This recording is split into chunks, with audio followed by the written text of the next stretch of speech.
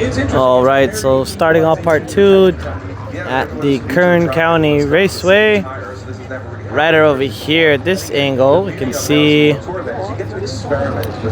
DDE's race car. It's funny because I didn't see that out in part 1, but that's also where their Lamborghini is at. You can see it in the background right there. They're about to go live right now. It's 3 p.m. We took about a 2-hour nap. So we're back out here again, guys. Let's see what happens. VQ37 is a stock-powered VQ in the mix, 315 horsepower. What he's able to do with that fluid.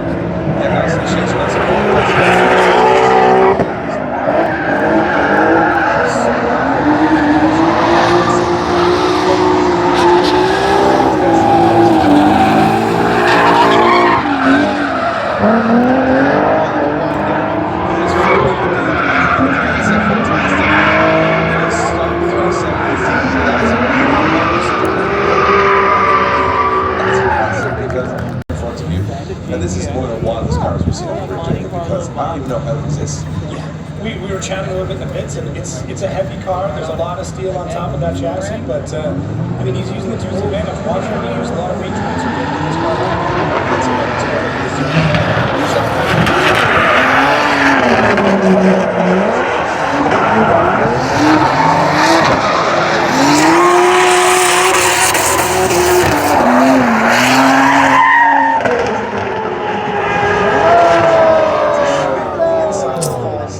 That's not good. M50 turbo, 560 horsepower. Did some good stuff in practice. Enjoyed his line was pretty impeccable. I always say this, and then a commentator curse everybody in the turn. I said, I expect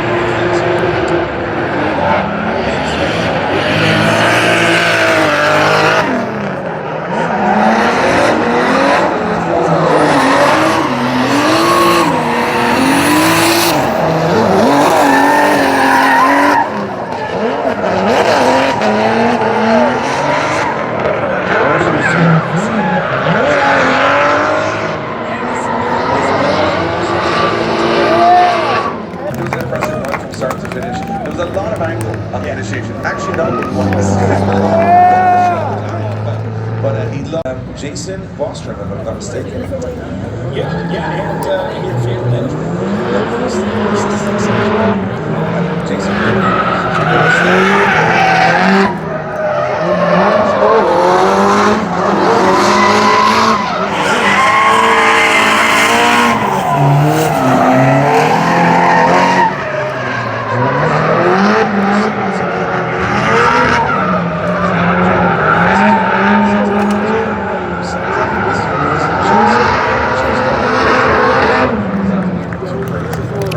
That one used all the lines for sure.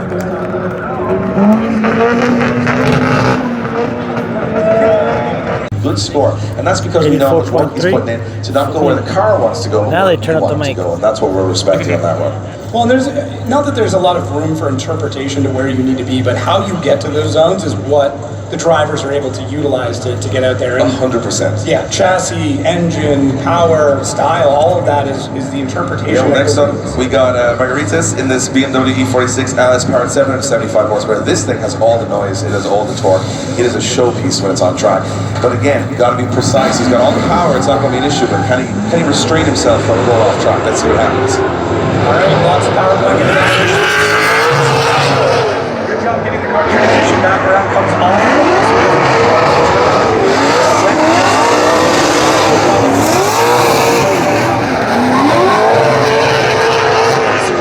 Basically misses the fourth zone, which now you can see how much that's going to be.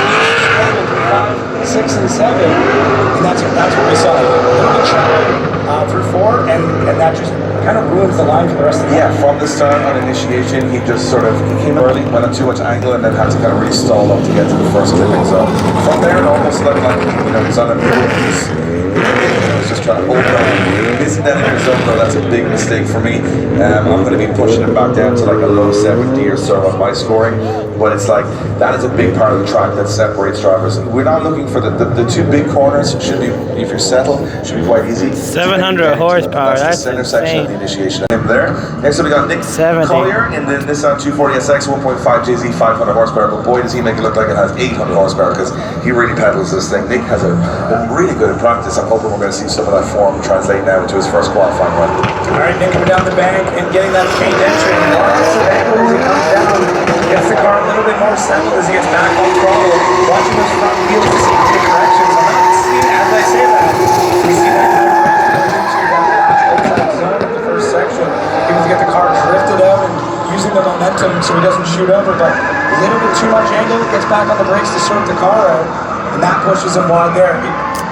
Any mistake at this track, it almost doesn't make itself known in the moment, it makes itself known in the next zone. Yeah, he's really threatening a disaster towards the end, pushing way too wide. Now we're being a little lenient there because it is tough for the drivers to see that last section with so much tire laid down, but it's a big error. He misses the inside zone, or the inner zone. Yeah. It's not inner zone, it's an outer zone. The inner car of the track. I'm trying to get ahead of myself here. And then the last section, just lost the car a little bit towards the end, so it's going to knock him down in the scoring quite a bit. So the big mistake 63. in that zone in the center section of the track. Missed that center. I think he's got a much better run in the second half though. But you know, I think those issues knocked out of this thing, so we can get a good solid run in here. Let's check for that initiation. Kind of straight on initiation. Grab Z brake to get the car to come down. I will be attending the LZ World Tour, and I'm competing against a whole bunch of pros in the 34. I don't stand a chance, but I need your guys' help. Come out and root for me and scream for me as loud as you can. So, yeah, this is a very untested car. So yes. he said that this thing was just put together for the event, and Randy is struggling a little bit. And it happens because you know yourself, you try and get cars to just drive to the local shop, they can fall apart. Imagine bringing them here and trying to put them under this stress on a fresh build. So Randy got to have a little rethink about that one. Unfortunately, was spinning out on the transition, but it happens quite a bit. It's an unusual first corner, very slight. But practice means nothing. It's all about your couple of minutes in qualifying. So let's see if Trevor can make this work. great initiation. Pretty much all weekend. Back on the throttle, hitting those inside zones. He's going to be able to help this one all the way through. You see, made a correction in the last section. Transition, field section, able to extend it out, and that is bringing him a little bit wide here. Can he cut in? He does. He's able to get the car a bit more. Does this extra outside zone almost right to the last one. Nice.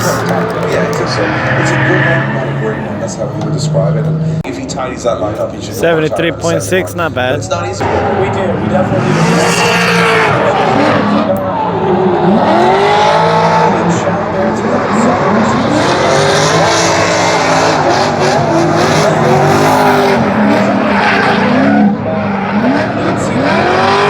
struggling a little bit. It's almost like just needs to get a bit more wheel speed out of the car. For this last outside zone, he does put the pedal down. See a little bit of smoke coming out. Not too bad. Little hesitant there in the beginning. To be honest, it's not terrible, it's not great, it's just a really solid run. But I think with 77 is my safe run, let's go for a higher score. 27.6, so all the judges averaging off Not bad. around about the same point on that. See the watch drink in the show. I'm going to do myself, so that is going to stop.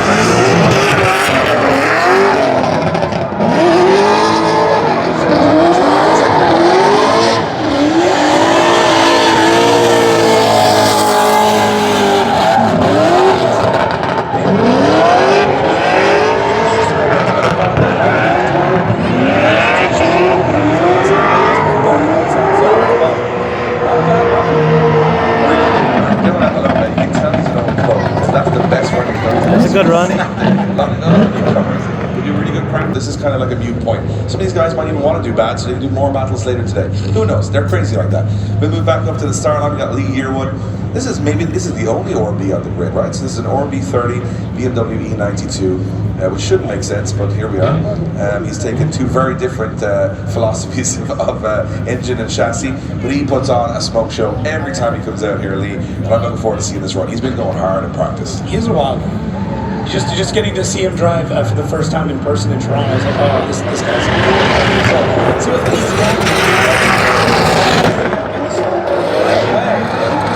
that first set of outside.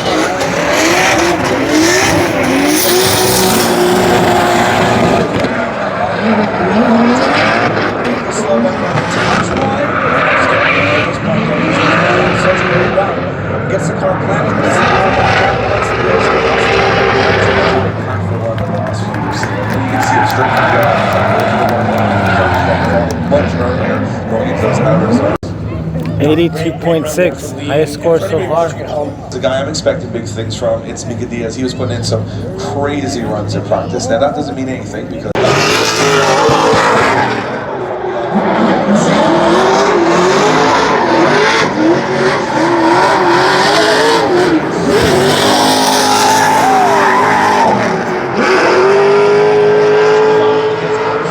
it's a risky run and it's cost him to win.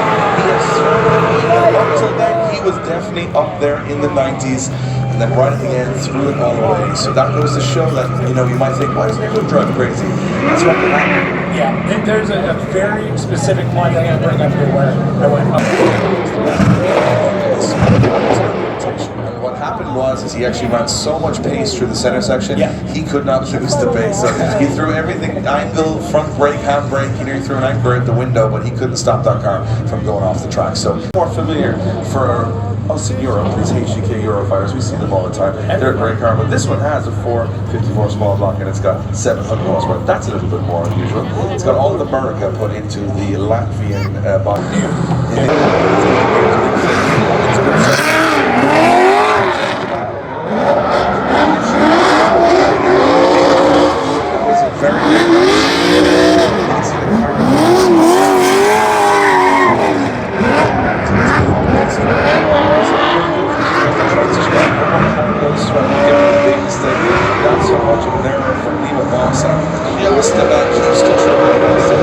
That's good stuff. I like to see it.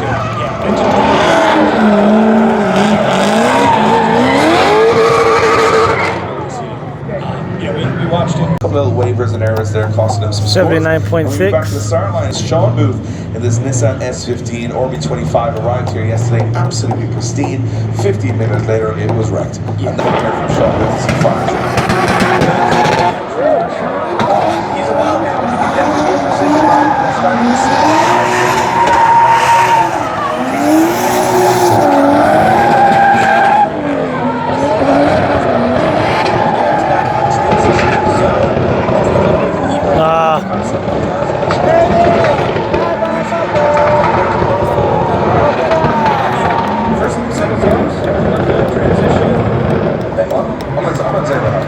He got 3/4 of the way trying to say, you're hoping. 72. You're not trying to be negative. You're trying to give them anything can happen, right? But a man who doesn't have a stock VQ, definitely the opposite is the brand new GRE6 of Nate Hamilton, 3.4 stroke 2 JZ, and he was sensational in practice. Everybody was looking at Nate saying, this is the guy that seems to have this figured out. But it is a first debut weekend for this competitive chassis, so let's see how it gets on.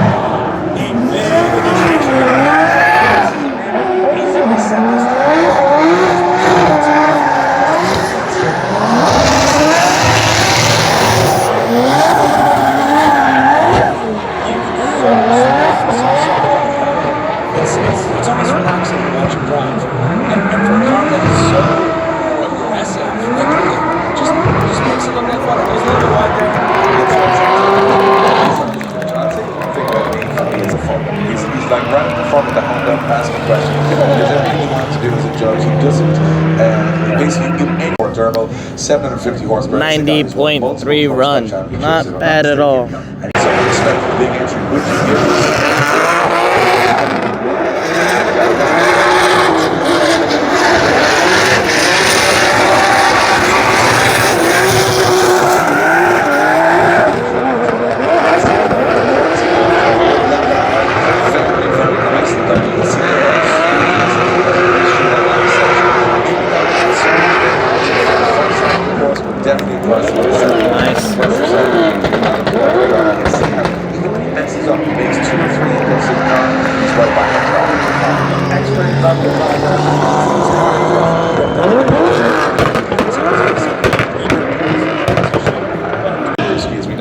88. Drift driver. So it's, you know, a little bit of a fanboy moment for me jumping into this position. Dylan Hughes, BMW E36 Turbo M50 500 horsepower.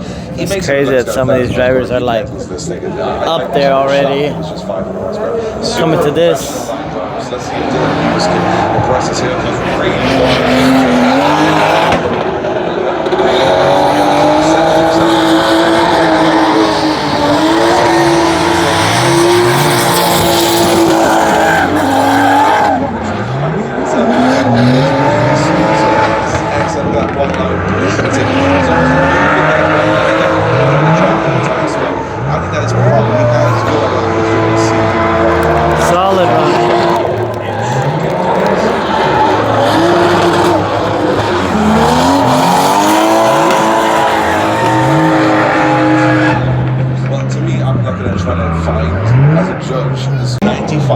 25.3. Has more Dodge Vipers in LA than has ever been in Ireland. So that is an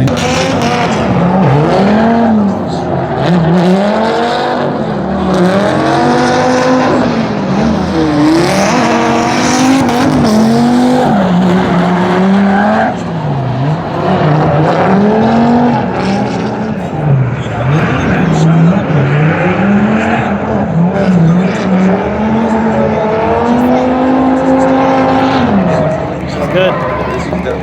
Spun out in the practice run. Car, the practice car, not the full, full cream FD car. And D car scores a 73, so a little bit of improvement. 73. Dylan Hughes was killing it, but not in his form D car, in his practice car. It's so much fun to watch, and that is very much. It is. Let me see. This is the old FD car.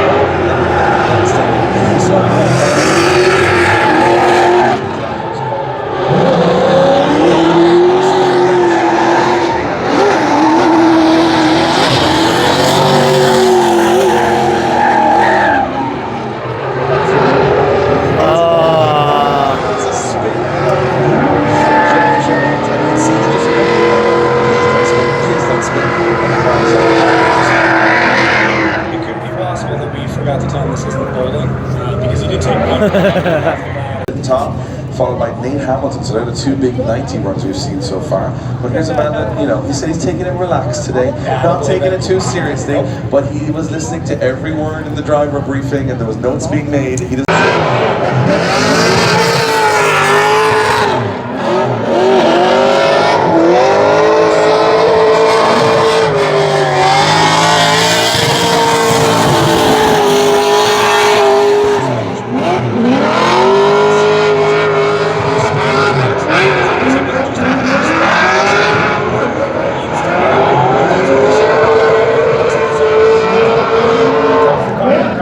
Good run. Yeah. Michael Essa, great to see Michael Essa back on a competitive grid. I don't think he's drifted competitively for maybe a year and a half. Of course, he's driving around practice with the hood on the windscreen, so he's that confident. He said, "I'd like to do this car for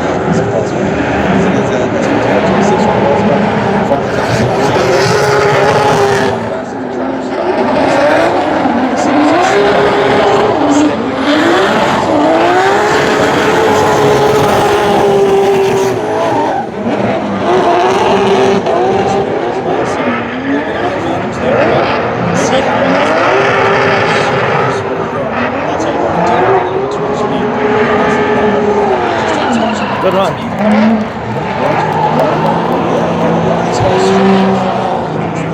Hairs at this point when it comes to those top runs, So we're trying to find a little bit more fluidity. Will we find it from Matt Field, who definitely said this weekend? I don't know, based on the launch of the line, he's taking the second seriously.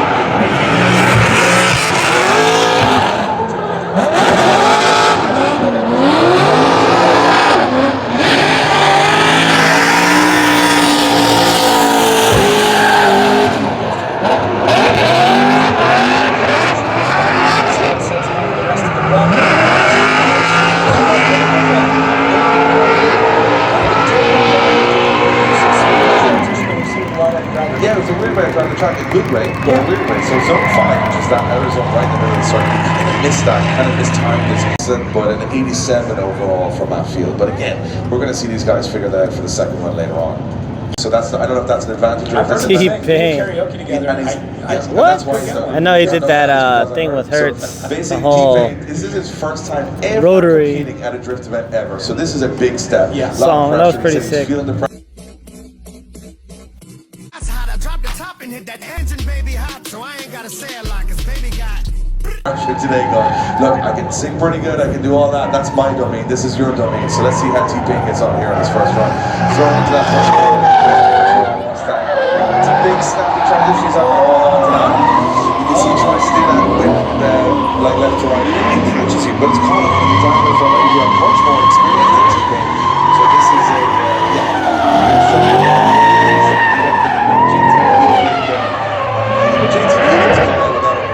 So T-Pain just put in an extra couple of corners here just to get used to it. He had some really good runs in practice, but this, I was explaining to him, this is quite a technical circuit where, there's a long angle and then have to put big angle in. That's not quite natural. There's not many circuits I've ever watched drifting over my 10 years that are quite like that. So anybody can be into the car scene. That's proof right there. It's a whole singer and artist. We all grew up music on. I haven't seen one of these in a very long time, but this one is thrown out. It's thrown into competition this morning. Kern not getting his car ready for some time. So he says, I'm going to give it a go. He said, what's the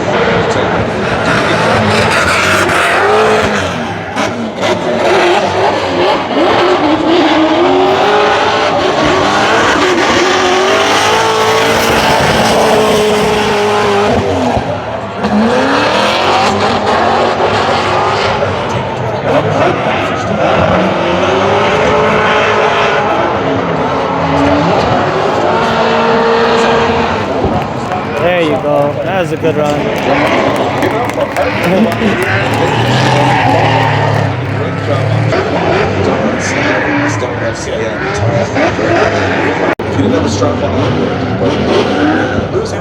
got to put a score in. For me, it's going to be somewhere in the low 70s, a little bit over towards some of the areas on the track. But a good effort in the car that's borrowed for this weekend. Gets a 71.3 on the board. And we now move on to Colette Davis. Colette in the Corvette C6, and of course, you can't miss it because in this. And Colette takes to the track for her first run. Jacob and it's been a smooth start.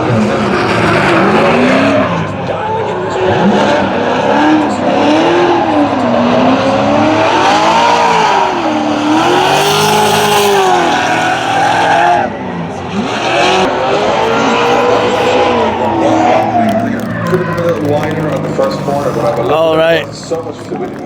Was no major lift. So even though it wasn't absolutely precise, it was very easy to chase because there was no surprises from I think that's it. If she was in a All right, guys. So that's going to be it for today's video. Part 1, Part 2. Part 1, if you haven't seen it, it's up on the channel. In Part 1, we basically explored all the stuff that's behind me. Seen the practice runs. This video, Part 2. Stayed in for the qualifying runs. That's going to be it over here in Bakersfield. So, if you guys like this kind of content, you know what to do. Hit the subscription button, like, share it, and yeah. So, guys, stay safe, stay chill.